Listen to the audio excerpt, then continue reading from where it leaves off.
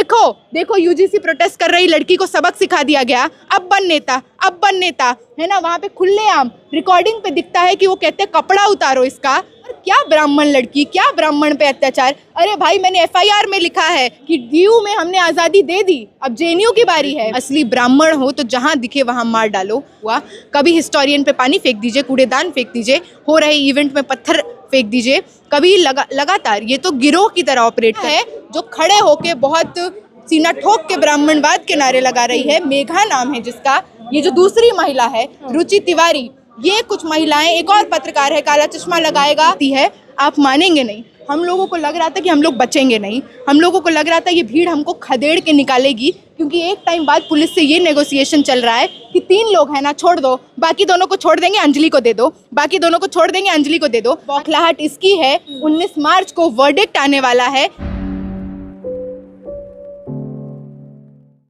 नमस्कार, आप देख रहे हैं फोरम 4, मैं हूं प्रभात। इस वक्त मेरे साथ अंजलि हैं जो कि विक्टिम है उस जो आर्ट्स फैकल्टी में एक प्रोग्राम था जिसके बाद वहां पर देखा गया किस तरीके से अंजलि को धक्का देकर के गिराया गया, और उसके बाद पुलिस थाने की जो वीडियो वायरल हो रही है उस बारे में जानेंगे इनसे, और साथ ही जानेंगे कि अब आखिर आपका क्या लग रहा है। इस तरीके की जो हिंसाएं होती हैं, जेएनयू में भी देखा, जेएनयू के छात्र जब प्रोटेस्ट करते हैं हिंसा होती है, हिंसाएं हमेशा होती हैं स्टूडेंट को लेकर के, लेकिन फिर स्टूडेंट होकर के आप क्या, कितना मतलब लग रहा है आप कैसे लड़ाई लड़ेंगी आगे?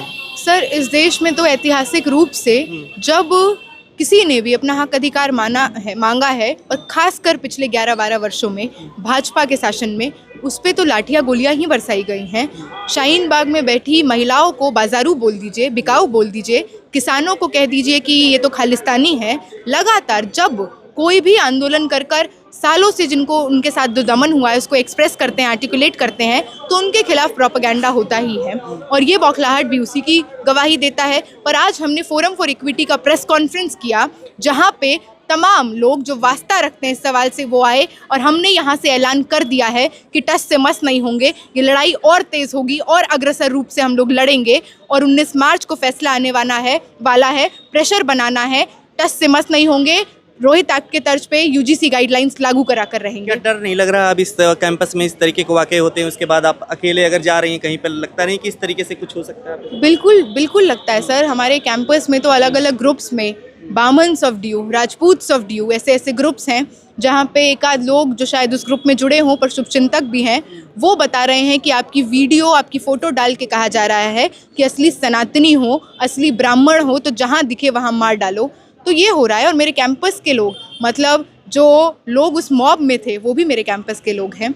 और ये जानना बहुत भयावह है कि आपके साथ उठने बैठने वाले लोग, आपके साथ इसी संस्थान में पढ़ने वाले लोग आते हैं आपको कहने कि रेप कर देंगे, आते हैं आपको कहने कि तुमको लिंच कर देंगे। तो डर तो लगता है सर, पर बात बहुत साफ है, ये लड़ाई सही में समाज में एक विभाजन पैदा कर चुकी है, और विभाजन ही सही, हमें पता है हम इतिहास के सही तरफ हैं, तो जो होगा झेल लेंगे। हर प्रोग्राम में ऐसे पत्रकार की शक्ल में कुछ लोग आते हैं, और उकसाने का भी वीडियो एक वायरल हो रहा है, पानी को लेकर के, पानी देंगे चाहिए, पानी चाहिए, इस तरीके से। क्या लगता है इनके पीछे क्या मंशा है ऐसे प्रोग्राम में आने? ये बहुत बड़ी साजिश है। हमें लगता है भाजपा आरएसएस मुंह नहीं खोलेगी, किसी भी तरह से सोशल जस्टिस के खिलाफ स्टैंड नहीं लेगी, क्योंकि SC ST OBC का वोट तो चाहिए। AVVP मुंह नहीं खोलेगा, लेकिन अपने लठैतों को आगे करिए। और ये सबसे स्मूथ मूव है, क्योंकि 20 दिन से लड़ रहे हैं इस सवाल पर। पहले तो नहीं हुआ, इस हफ्ते से डिस्ट्रप्शन शुरू हुआ।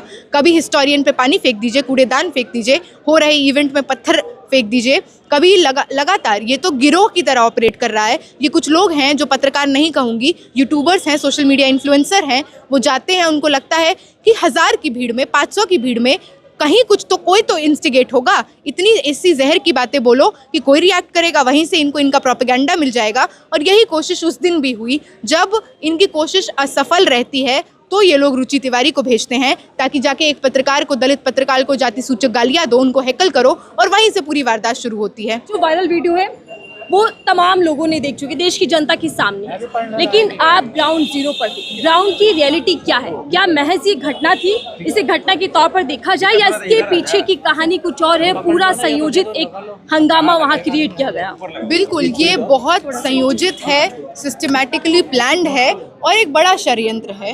देश में सामाजिक न्याय की लड़ाई बढ़ चढ़कर, चाहे वो इलाहाबाद हो, पटना विश्वविद्यालय हो, दिल्ली विश्वविद्यालय हो, देश में छोटे छोटे गांवों में यूजीसी रेगुलेशन लागू करो, इस मांग के साथ रैलियां निकाली जा रही हैं। तो आज जो ये बौखलाहट है, क्योंकि 20 दिन से लड़ रहे हैं इस सवाल पर, ये बौखलाहट इस हफ्ते कैसे शुरू हुई? क्योंकि ऊपर बैठे आकाओं को लगा, भाजपा आरएसएस को लगा कि अच्छा डायरेक्ट इसका विरोध तो नहीं कर सकते क्योंकि एससी एसटी ओबीसी का वोट कट जाएगा, वोट बैंक की राजनीति भी तो करनी है, अभी अलग अलग प्रदेशों का चुनाव आएगा, तो क्या करें? तो अपने लठैतों को खुलेआम ऊपर से ग्रीन सिग्नल दे दिया गया है कि अच्छा ब्राह्मण हो, ठाकुर हो, भूमियार हो, राजपूत हो, देखो तुम्हारा शोषण हो जाएगा, जाओ जाकर सामाजिक न्याय मानने वालों को पीटो। ये लोग जो आ रहे हैं, आपको ये ऑर्गेनाइज्ड अटेम्प्ट जंतर मंतर पे दिखेगा, कहीं भी यूजीसी का प्रोटेस्ट हो वहाँ पे दिखेगा, क्योंकि ये लोग गिरोह की तरह ऑपरेट कर रहे हैं। ये जो महिला है जो खड़े होके बहुत सीना ठोक के ब्राह्मणवाद के नारे लगा रही है, मेघा नाम है जिसका, ये जो दूसरी महिला है रुचि तिवारी, ये कुछ महिलाएं, एक और पत्रकार है काला चश्मा लगाएगा और पहुंच जाता है जगह जगह जंतर मंतर से लेकर हर जगह, ये 3 से 4 लोग हैं जो आपको दिखेंगे कि एक बड़ी आबादी जहां पे भी प्रोटेस्ट कर रही है, 1000 लोग हैं, 400 लोग हैं। अब आप जाके कुछ ऐसा बोलेंगे तो हो ही सकता है आपके उकसाने पर कोई ना कोई रिएक्शन दे, है ना? तो ये लोग हर जगह जाकर इस तरह की बातें बोलते हैं, ब्राह्मणों ने क्या किया, इसने क्या किया। इस महिला का तो खुद का वीडियो वायरल है जहाँ पे कह रही हैं दलित वंचित समाज से आ रहे व्यक्ति को कि 5000 साल से पूर्वजों को पानी नहीं मिला, तुमको मिल गया पानी। ये तो अपने आप ये टिप्पणी जैसी है, इसके बेसिस पे कार्रवाई होनी चाहिए, जाति सूचक बात है। लगातार हम देखते हैं ये जो महिला है जो खड़े होकर नारा लगा रही है, वो इतना इस्लामोफोबिक बात करती है, वो इतना बात करती है। उसका एक वीडियो हमने देखा जहाँ पे वो कह रही है वर्ण प्रथा जारी रहनी चाहिए। तो ये बिल्कुल ऑपरेट किया जा रहा है ऊपर से, और ये साजिश ही है। उस दिन भी यही हुआ। पहले इनके साथ के 3-4 गुंडे जो आए, जो खुद को कभी पत्रकार बताते हैं, कभी स्टूडेंट बताते हैं, इन्होंने हमारी सभा को डिस्टर्ब करने की कोशिश की। जब इनकी असफल हो गया है ना, इनका जो कोशिश था असफल हो गया, तो इन्होंने क्या किया कि इस महिला को भेजा। ये महिला एक पत्रकार जो बामसेफ न्यूज़ में काम करते हैं, उनको दबोचा, उनको पकड़ा, उनका फ़ोन छीन लिया, उनको साइड में हैकल कर रही थी, थ्रैश कर रही थी, और लगातार खुद के मुंह से कह रही है कि छेड़ मत।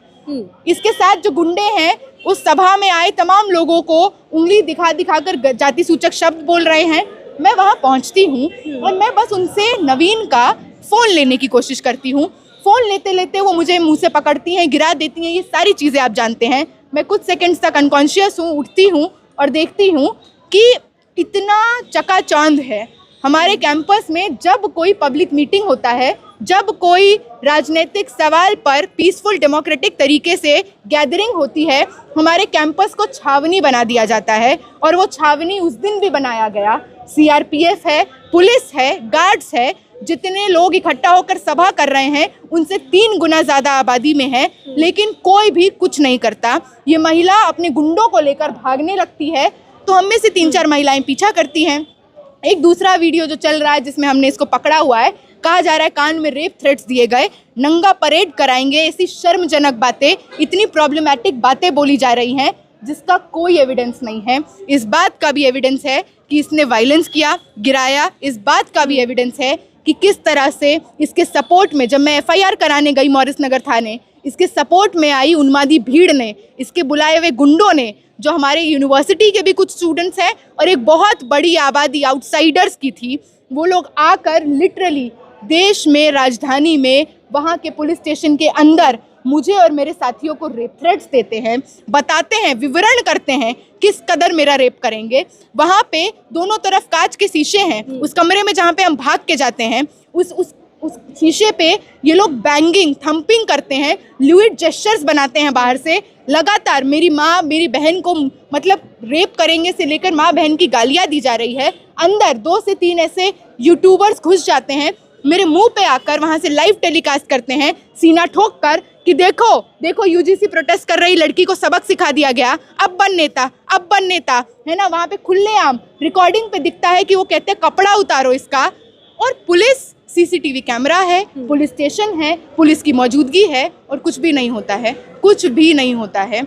हम लोग प्रोटेस्ट करते हैं, डिटेंशन वैन आ जाती है तुरंत। हम लोग प्रोटेस्ट करते हैं, मतलब इस देश में तो सामाजिक न्याय हो, फीस वृद्धि के खिलाफ आंदोलन हो, वाटर कैनन चल जाते हैं, बेरोजगारी के खिलाफ, पेपर लीक के खिलाफ की लड़ाई में वाटर कैनन चल जाते हैं, लाठीचार्ज हो जाता है। वो भीड़ वहाँ पे 2 घंटे तक रहती है, आप मानेंगे नहीं। हम लोगों को लग रहा था कि हम लोग बचेंगे नहीं, हम लोगों को लग रहा था ये भीड़ हमको खदेड़ के निकालेगी, क्योंकि एक टाइम बाद पुलिस से ये नेगोशिएशन चल रहा है कि 3 लोग हैं ना, छोड़ दो, बाकी दोनों को छोड़ देंगे, अंजलि को दे दो, बाकी दोनों को छोड़ देंगे, अंजलि को दे दो। अंजलि को देने का मतलब क्या है? एक पूरी भीड़ है जो ऐसे लोगों की है जो एकदम आपको नोचना चाहते हैं, जो एकदम ऐसी गालियां दे रहे हैं, रेप थ्रेट दे रहे हैं। तो आप तो पुलिस से यही बिडिंग कर रहे हैं ना कि रेप करने दो इसका, यहाँ पे इसको मारने दो। वहाँ पे 50 से 100 हो जाते हैं, 200 होते हैं, 300 होते हैं, पुलिस कुछ नहीं करती। 6 घंटे तक ये तमाशा चलता है, 6 घंटे तक। आप सोचिए हम लोग कितने डरे हुए होंगे।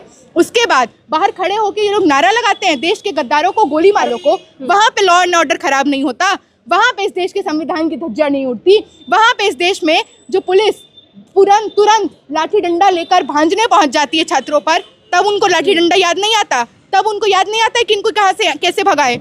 लगातार भीड़ बढ़ती जाती है, उग्र होती जाती है, कुछ नहीं होता मैडम, कुछ भी नहीं होता। और आज भी जो हम देखते हैं कि नैरेटिव पहले 24 घंटे में जो एक तरफा जहर की तरह फैलता है, मुझे पूरे समाज में, पूरे देश में विलन की तरह पोर्ट्रे कर दिया जाता है कि मैंने तो जैसे कितना बड़ा अन्याय कर दिया यूजीसी के समर्थन में प्रोटेस्ट में जाकर। ये उसी की बौखलाहट है, क्योंकि कौन सा प्रूफ है आपके पास कि मैंने कोई हिंसा की हो, मैंने कोई थ्रेट दिया हो? हमारे तो लगातार प्रूफ हैं, हमारे पास वीडियो है, फोटोज हैं। जिस तरह से नेशनल मीडिया ने इस पूरे मुद्दे को कवर किया है और एक तरफा एक ही सूची में रुचि तिवारी की जो इंटरव्यूज वायरल किए गए हैं, मीडिया के रवैये पर आप क्या कहना चाहेंगे? क्योंकि दिग्गज पत्रकार चित्रा त्रिपाठी, नाम लेने में कोई गुरेज नहीं है, वो कूद जाती है समर्थन में। वो ये कहती है कि अगर इसकी जगह कोई और जाति या धर्म होता तो फिर छातियाँ पीटी जाती।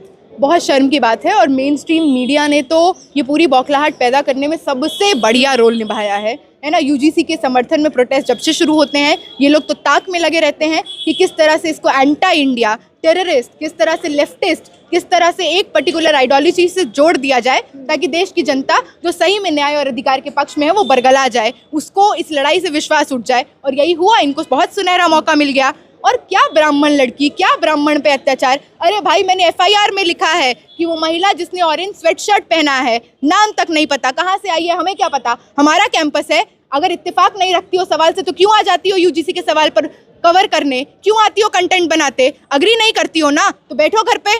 तो लगातार इस तरह का जो नैरेटिव पेडल किया जा रहा है, ये एक तरफा झूठ है। और ये झूठ इसलिए परोसा जा रहा है क्योंकि ये बौखलाहट इसकी है। 19 मार्च को वर्डिक्ट आने वाला है। क्या देश के वंचित, देश के शोषित SC ST OBC अपना हक ले लेंगे? उनको हक देना पड़ जाएगा क्या दबाव में? तो इसीलिए भ्रमित करते रहिए, प्रोपेगेंडा फैलाते रहिए। लेकिन उन्होंने तो अभी ये भी बोला है कि DU में हमने सिखा दिया राष्ट्रवाद, अब JDU में घुस के राष्ट्रवाद। बिल्कुल खुलेआम ऐलान कर रहे हैं।